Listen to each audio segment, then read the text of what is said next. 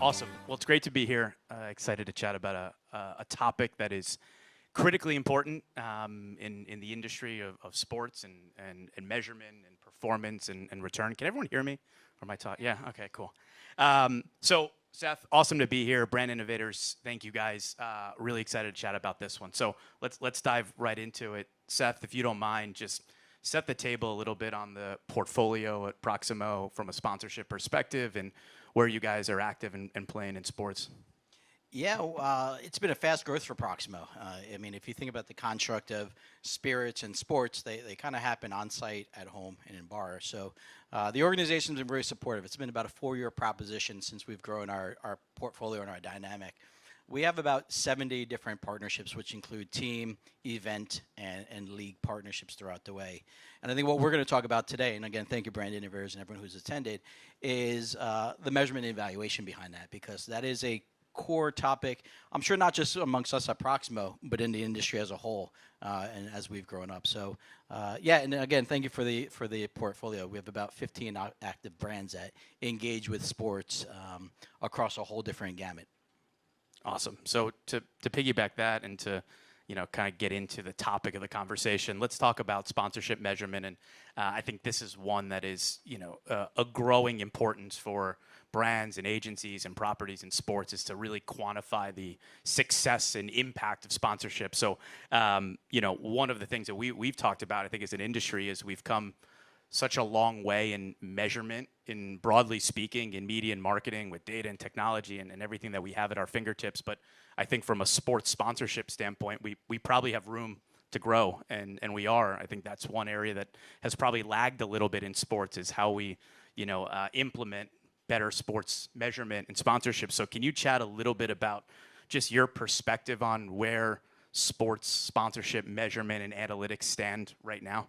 Yeah, I mean, it's incredible. I think that was one of the biggest aha moments, is that, in my opinion, it's one of the hardest things to do, is measure the return on your investment in sports. I mean, I remember the days of Joyce Julius. I'm probably dating myself here, but every time I had a NASCAR go around the track, how many times my logo was on screen, and that was my return on investment, was how much times a lightning fast car was in line of sight. And you kind of didn't, but you did hope for a crash, because you were getting more TV visibility at that time. But I think that was the biggest implication of the investments that we make, and how is the impact on our business, and what does it do for our business, not just from an awareness standpoint, but being in the beverage alcohol, which is essentially a CPG organization, how does it help your total return on investment? I think the biggest stump speech I would always say going into the platforms is, it's not what you do on site, it's what you do beyond the activation. So I know we have the U.S. Open, and by the way, if anyone is there, please try a Dobel cocktail, the Ace Paloma. It's one of the best you'll have out there. Sorry to the previous predecessors. But you'll see some amazing activation, and the team has done an amazing job there. But we spent the entire week in and around the New York market infiltrating the accounts, because it's the power of the partnership that we can take externally. And I think what we're going to chat about today a little bit is measurement of not just what happens on site, but measurement that happens out there, so we can demonstrate to the leadership is why this is working, or even more importantly, why this may not work, and what adjustments do we need to make to either exit a partnership or enhance the partnership. Yeah, no, that's awesome. And I think, when we were talking about this topic, I think one of the things that really stuck out for me, and I think will be, super insightful for everybody, is the 3-tier approach that you guys look through from a measurement perspective, and how you evaluate sponsorships in the portfolio. And then we'll dive into, of course, kind of how that impacts the pre-evaluation, obviously. But can you chat a little bit about that 3-tier approach and how you guys are looking at the impact of sponsorships when it comes to ROI and measurement to leadership? Yeah, it's to your point, the 3-tier approach, but it's not even a 3-tier approach how we measure. It's the pre and the post, right? So, and it's having that consistency and that consistent model. So when we first started entering the sports landscape, that was the first thing that we did, was look beyond the venue, look beyond the aspect. And being in the CPG world, defining what our KPIs are, right? Defining of how do we maximize sales. So we take a look at first commercialization, right? How do you take any of these properties that we have, any of the 70 plus properties that we have, and maximize in the market, which is going to generate our velocity, our volume, and our rate of sale in the market. Secondly, we look at awareness, right? Because it's the aspect of moving media dollars around to afford these partnerships. These are not inexpensive propositions, but it's moving some of the deck chairs around to offset your media investment because you do obtain impressions. Again, the Joyce Julius model discussed, but now we're integrating OTT channels. You're talking about social media and digital media. And then lastly, my third pillar is going to be venue, right? Because in my world, right, there's things you can and cannot pay for, right? In other CPGs, you can work in vendor services agreement, but for us, you cannot, right, due to the complexities and the regulations in the alcohol industry. So it's even more important for us as a spirits company to make sure that what we're doing is utilized in and around the market within the geographic territory that we're enabled to use. Yeah, no, that's awesome. Building off of that, when we think about measurement, there's so much at our fingertips, right? There's a lot of different partners and reporting and metrics that we pull from to, really try and quantify sponsorship measurement across so many different data points. Can you chat a little bit about how you're working with your agencies, your internal teams, external measurement partners, the properties and rights holders to really pull all that together as part of your holistic measurement approach? Yeah, and even just to dial back the link to the last question you had, it's the pre, right? We start with the pre-evaluation, right? We've got great partners with we utilize Horizon Sports and Experiences, and they do a pre-evaluation for us. So we take a look at what the entry fee is, right? Anyone who does a partnership, right? Your sponsorship is your entry fee, right? And all the assets that you get from it. It does include all the spends that you put behind it as well. So we first take a look at the evaluation of the entry fee. Is our value that we're obtaining through those three different pillars exceeding for what we're trying to achieve from the partnership fee standpoint? And then also, how do each of those different pillars address the different KPIs we're trying to achieve, right? Is it awareness? Is it trial? Is it sales? So we do that. And then throughout the course of the season, Horizon and my internal team leverage the different assets that we get along the way. So we do stop check-ins to make sure that what we're doing is working to drive those different channels of our business. But at the end of it, it comes down to the results at the end, right? Did we achieve an ROI? What we try to achieve is a minimum of 1.5 to 1 on every dollar that we spend. We obviously aim for much higher than that one, but that will kind of be our threshold of, is this paying our dividends? Is this paying our returns? And to answer your question, it's garbage in, garbage out, right? We rely on a lot of partners, and we have great partners, not just in Horizon, but in our media team in Havas, our brand partners, our property partners, our PR partners. It takes a village, if you will, and constant phone calls, constant research, working with my sales team to understand the impact of display and what do we get from a sales aspect. So you take all of those different metrics, right? The commercial metric, which is the sales, how many customers did we bring to games, and there's a dollar figure attached to all of that. Then you look at the awareness aspects of what we would pay for media, those impressions that we achieve through either paid media, earned media, social, or OTT, linear broadcast is our awareness figure. And then it's what happens on site. Obviously there is vendor opportunities and vendor sales. Is there trial and engagement? And is there awareness on site, right? Because we also know 90% of fans will never go to a game. And you and I were talking earlier, even in today's day and age with the millennial subset and the Gen Yers, I don't even know. It less and less are going to live events, right? They're consuming sports on their phones on the fly. So how do you integrate into those to take that as a measurement aspect? So it's the pre and the post along those three different channels and having the right partners to provide you that right level of input. And look, believe it or not, you don't always get it right. And again, as we started, there's no good way currently in sports to measure. And if anyone has it, please after pull me aside. So we're demonstrating to leadership what this is driving, and our brand partners, who are ultimately the stakeholders, is what are we trying to achieve, and did we achieve those goals based upon what we can return? Yeah, I love the perspective of how we're really trying to quantify multiple aspects of sponsorships, right? And you guys are doing it incredibly well. Can you talk a little bit about that journey of, you just, mentioned quite a few different data points and, results coming in. Like, can you just give us a little bit of a peek of like how that comes together and then the output that you look at to say, hey, we've talked to all these stakeholders, all our partners, here's what we're seeing. And then how do you really demonstrate and have that confidence that the return is coming from that sponsorship, right? I think that's something that we all kind of work through and battle internally from resistance of like, well, was that because of that sponsorship or was it because of other things we were doing in the marketplace or other media activity? So can you just chat a little bit about how all of that comes together to give you guys the confidence that those are the results because of that sponsorship? No, it's a great question. One thing we're cognitive of is never to take 100% of the credit. All right, as much as I wish we could take 100%, we cannot. IP is to me the most valuable thing you cannot buy. Right, so in the CPG world, we put the IP on our packs. Right, so we can actually measure the rate of sale on specific individual package returns. That logo drives into fandom, so we can actually take a look at market indexing prior to doing a specialty pack, and then look at the aspects of sales that generate because of the specialty pack. Not only that, you look at the things you can't predict. And if I did, I'd be in a sports book, is if my team is going to be successful or not. So we don't do deals based upon win-loss records. Or it benefits us when the team is doing well because you generate more and more velocity. You look at the Detroit Lions and the success they had last year. I think there were organic posts of some of the players' wives utilizing our product with the IP on top of it. On top of that, we're able to sell into key customers, right, on a national account level, or in my world, control markets, states like Pennsylvania, because of these partnerships and how we're leveraging the partnership on there. So we're able to really generate specific lifts based upon the different sports platforms or the different tactical activations that we do with inside sports. So it's generating. I say internally, a Field of Dreams reference. If you build it, they will come, right? And it comes down to, are you leveraging the asset? Because I think when we first got into sports at Proximo, we had some great properties, but they weren't being leveraged and utilized. And I think kudos to my brand partners to identify the opportunity to really leverage these IPs and maximize your return on investment by utilizing the intellectual property.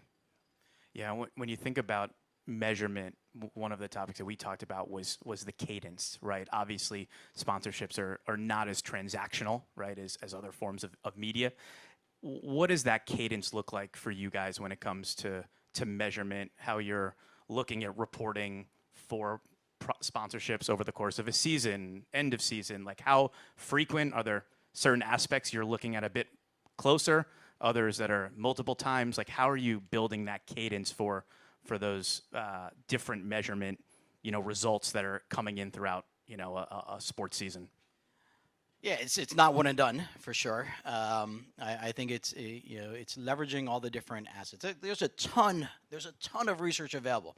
AI has been incredible, but sometimes it's just going back to the basics, like the marketing mix analysis. Right? We started having conversations this year about how to integrate sports sponsorships into your marketing mix analysis, right? So we can easily track the return that you get on your advertising. You can check the return that you get on your event activation, but no one's dove into the return that you get on partnerships and property investments.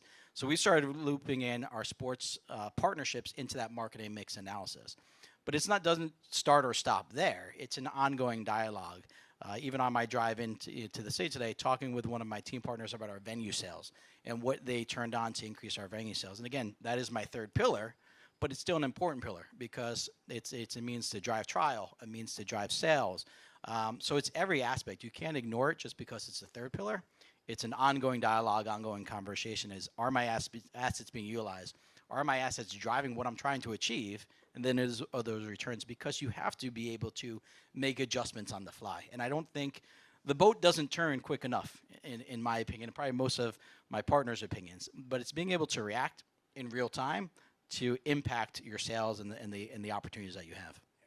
Yeah, and I think one of the things that we chatted about, and you mentioned earlier, and I want to dive into it a little bit more, is that kind of pre-evaluation process. I think so often we get into deals and then scramble to build a measurement plan, right, once the deal is up and running, which obviously doesn't set up anybody for success. Can you talk a little bit about that pre-sale evaluation process and how that links to the measurement output and how you guys are building? Because I think that's an important piece that you guys have really mastered. And I think so often in the industry, there's deals that are done and then the measurement plan comes in after and things don't check out. So how do you connect the pre to the post, if you will? Yeah, I'll tell you, first and foremost, it all starts with a decision point, right? Everyone going in there eyes wide open, right? Your investment in a partnership, whether it be the U.S. Open, whether it be any of the other platforms that we have, is what is the expectation that we're going in? And not number one, what is not just the fee, what is the expectation to spend to bring this to life and achieve your KPIs or what you're trying to achieve? And I think so many people lose sight of your evaluation has to include all the spend that you put in to bring these partnerships to life, right? Typically, in the industry, we say hey, it's about a 1-to-1 spend, right? And I guess if you have the right partners, the right know-how, you can either be more efficient or less efficient. You can dial that up, dial that down. I'm proud of what myself and the team have been able to do. We've been able to bring that investment lower than a 1-to-1 spend by still maximizing our returns. Because look, at the end of the day, budgets internally are not a bottomless pit, right? We all have budgets we have to live by, and we have to report back to our leadership is, we were able to stay under budget. And I think nowadays everyone is asking to give back money. So can you be more efficient? So the first thing that we do is making sure that everyone understands the investment it's going to take to achieve the positive ROI. So you don't have that level line of sight always going in. You have the fee, and you use that kind of earmark 1-to-1 to anticipate what your spend is going to be. So on the back end, you can take a look and say, okay, where did I find efficiencies? Was it through my activation? Was it through the value adds that your partners gave? I mean, so much of this, what we didn't talk about, is also depending upon a relationship, right? So my team, Micah, right here in the audience, works with all the teams to bring in value adds, right? And that goes into our scorecard, right? We scorecard everything. So at the end of the day, I tell my partners, guys, the value add you give me or give us has a dollar amount that we associate to it, right? It provides me savings, so it's only going to bring my ROI score up. Because at the end of the day, right, the goal for my partners is renewal, right? For me, it's making sure that I'm delivering a positive return on investment. So if you work in tandem in a relationship and everyone understands those expectations, you have only the best opportunity to achieve and exceed your ROI expectations. So it's taking that fee plus the anticipated spend to track on the back end, where did you find efficiencies or where did you gain value? Are there specific gaps along the way that, or as an industry, that you guys are trying to solve when it comes to measurement? I know we chatted a little bit about this, and there's this, given the complexities around sponsorship measurement, it isn't as transactional or easy to measure. I think we're all striving for the data that can point us to that correlation between brand health metrics and direct sales, right? We see the awareness lift, shift in perception. How does that change, or impact the overall business? What are some things that you guys are looking at or trying to solve for that gets closer to that correlation between, awareness metrics and ultimately business impact? Yeah, I think it's going to come down to brand health analysis, right? So how did this partnership impact the perception of my brands, right? Did it help drive consumer awareness, right? And I think that goes down to the difference between a commercial plan and your commercial KPIs versus your brand building, right? Your brand building KPIs and what you're trying to achieve. Are more consumers aware of my brand because of this? And do they have a higher propensity to either purchase and have an affinity towards my brand because of that? Some of our partners do an amazing job and provide that for us, exit poll sampling, which is great. And I think that to me is probably one of our largest gaps and largest opportunities. But it's not just Proximo. I think it's a universal problem in sports measurement. Not just taking the TV impact, but taking the breadth of the impact of what your partnership does and how does it impact your core, keep the lights on, sell my product, but long-term building my brand so tomorrow the same person buys my product. Yeah, and that's such a interesting dynamic that we're all navigating through. It's obviously that short-term performance. We want to see results, and especially with media today and things being much more digitally focused when it comes to sponsorships, you are able to see more performance in a quicker time period, but ultimately that's not the end goal of sponsorship. So can you build on that? Yeah, we tie everything. Look, we're very analytical. On the surface, hey, you do sports, it's exciting, but we're very analytical. Any tactic we employ, we try to have a measurement tactic behind that. So does it close the loop? Does it drive back to sales? Like, all right, the greatest things about coupons and technology and digital is you can track the consumer journey, right? We can track as when did someone start engage with our product to when did they buy. We could track, when we took someone to, a customer to an event, did they buy, and what was their frequency and cadence of buying. And then we can track, did someone learn of this product through one of our metrics, right? Each of our collateral, right, for the basic tactical aspect of it, right, we've got multiple channels, right? We have the retail channel, which someone is going into a liquor store, packaged goods store, and buying product. We have the bars, right? And it's the same communication, but we've gotten smart enough to tag each of those differently. So if it's simple as a QR code, right, is engaging with a consumer, we're able to tell how much engagement did we get from a bar versus a retail store versus on site. And that tells us a few different things. It tells us, is our program being leveraged and activated in the market, and why or why not? It tells us where we're obtaining our consumer base from, and why or why not. So once we have that level of knowledge, we can develop the programs and the communication to really attack where we know the growth is coming from.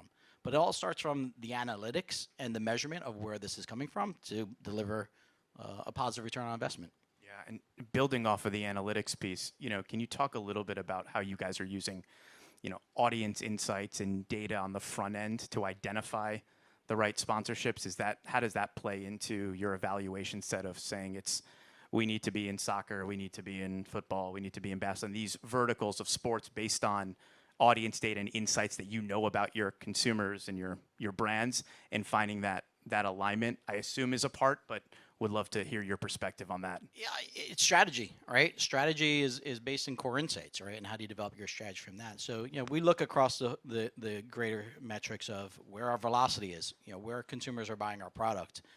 Who is that consumer audience, right? We can see through MIR indexing, right, or MRI indexing, what that consumer affinity is for that respective sport or the respective market.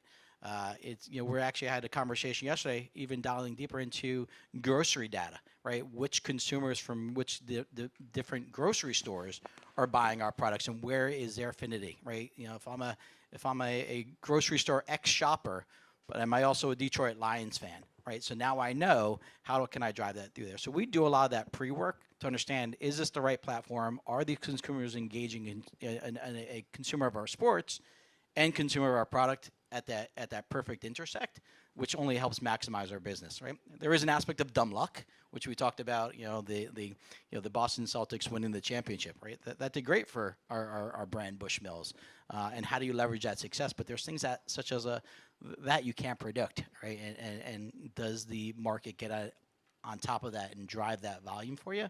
But ultimately, at the end of the day, there is a large aspect of strategic input that goes into these, from consumer to customer to core demographic, that impact every decision if we're going to do a partnership or not, beyond financial investment. Yeah, and if we think about that decision-making tree and that process of identifying the right verticals and sports and audiences to go after, how do you guys look at the dynamic between sports sponsorships and sports media, right? Because there's a lot there of, we identify a certain tentpole, a sport that's right for a certain audience, and then there becomes a bit of an internal debate of, well, do we need a multi-year sponsorship, or can we buy with a broadcast partner to reach that audience through media?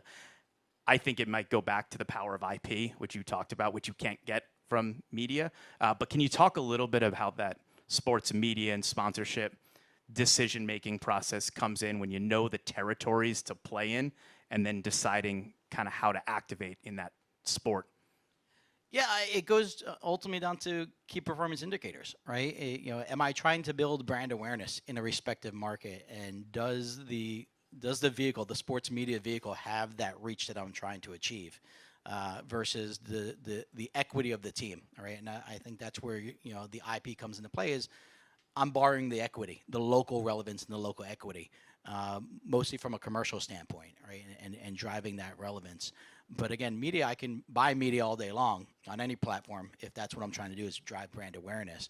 But if I'm trying to drive bigger consumer engagement, bigger consumer link to the local market or the local platform or the occasion, that's where then the property overcomes that. We've also been, podcasts are a great invention as well, right? And I remember when podcasts were like QR codes, everyone was like, it's never going anywhere. But again, the way the consumer audience is viewing sports right now, and the clips and the podcast, right? That is a sports media that we're starting to explore. And how do you bring that sports media and link it into maybe an existing partnership that we have? So they're mutually exclusive, but they're not. And if you can find that bridge to link the two, you have the power then to elevate your partnership. But again, it goes back into what is my investment in the podcast. Now I have to add that on to my total investment to make sure my ROI is achieving that. Yeah, that's great. I know we got one last question here. It's kind of a broad one, but what are some of the trends that you're seeing in sports marketing today that we all should be focused on? Measurement or outside of measurement? What are some things that are high on the radar for you and Proximo? I was gonna make a joke that go Jets, but we all know where that's gonna go.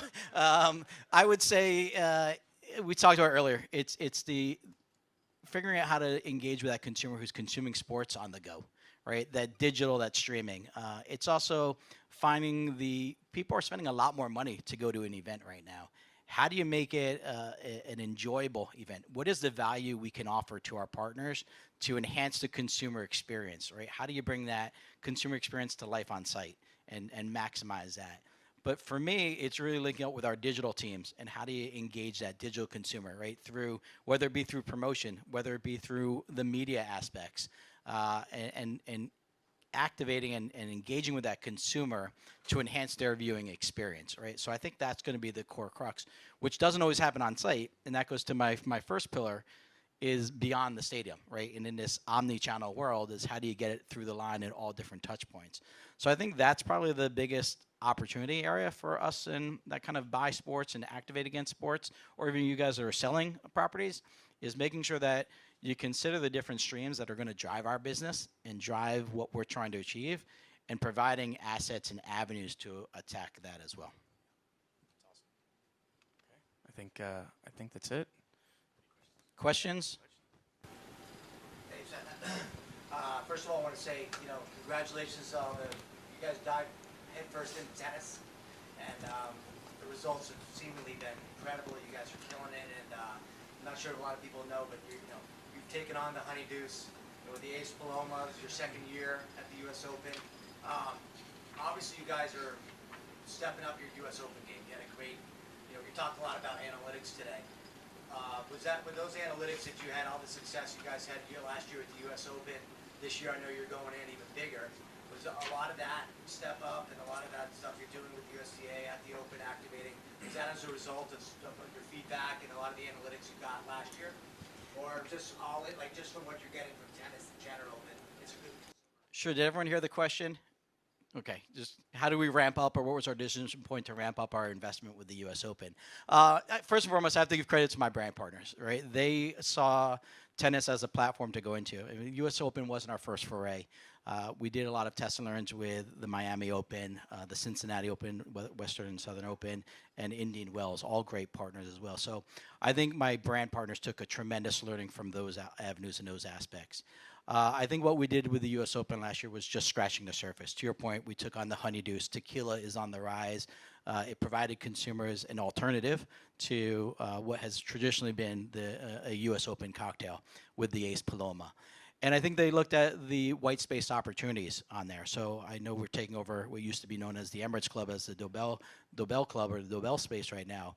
And I think it's really just an avenue to expose more people into the brand, right? But at the end of the day, myself with the brand team will take a look at what was that investment, and did that investment achieve the ROI? And if not, how do we support them? Me and my team support them to consider different avenues to drive that return on investment. The U.S. Open, though, is a national platform, right? As much as I love some of the other tennis platforms, the U.S. Open is a tentpole event for tennis. And I think we're leveraging that from an awareness standpoint, right? The IP, if you watch the U.S. Open, not only do we have an amazing activation on site, we've been strategically where we're placing our logos. So we're on the curtain on the side of there. And again, the brand team did a great job to maximizing that space, because one of their KPIs is the awareness. So not just with regards to the awareness on site, leading into the U.S. Open, it's been all hands on deck, right? How do myself, my teammates, the brand partners get out and filter the New York market, filter, circling markets to inform our customers and our consumers that we have this platform. Because unless you're dialing into the U.S. Open or on site, you're not going to see it. But no one can ignore the power of the ATP and what the U.S. Open provides. And I think we're getting some significant learning there. And I think they did ramp that up because of that. But there was method to the madness. Noel, the brand lead on Dobell, did see progress in this and did have the hindsight to identify white space even prior to it becoming available. So it's having those conversations with the CAAs of the world and the USTAs of the world to identify what does tomorrow look like, because those are not impulsive conversations. Those are conversations that will transpire over time and take some time to build. Thank you, guys.